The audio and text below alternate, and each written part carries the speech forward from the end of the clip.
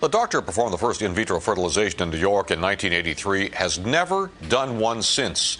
And that's because he believes IVF can be a waste of time and money. Linda Baccaro joins us with the story. Linda? Well, Chuck, New York claims the second largest number of reproductive assistance procedures. But one prominent Manhattan doctor says the true cause of infertility for many of these women is too often overlooked. What do cows do?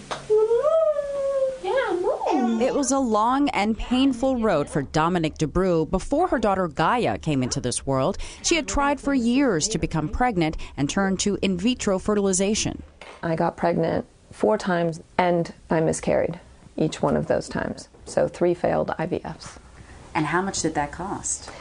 Over the entire process, between the IVFs that aren't covered from insurance and the side costs of it, about $100,000 out of pocket.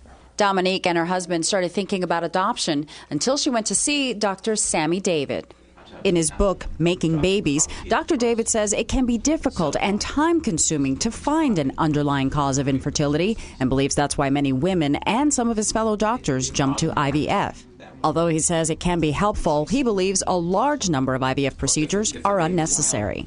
Perhaps as high as 50%. A huge number of patients I've seen have infections, low-grade infections that they're not aware of. Including Dominique, who was treated with antibiotics. What ought to be done, I believe, is that the couple should be very carefully evaluated.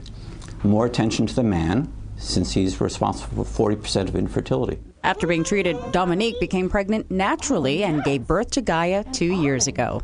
I knew I would love a child. I knew I wanted a child, but I never realized how amazing it is. It's pure joy all the time. In Cliffside Park, Linda Baccaro, News 4, New York. Well, and that's why Dominique and her husband, Christopher Henze, are now trying for a second child. Gaia is a cutie pie. And again, Dr. David does say that IVF can help some women, but he recommends exhausting all other options first.